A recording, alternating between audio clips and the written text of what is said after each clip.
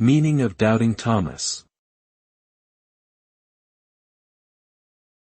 Doubting Thomas.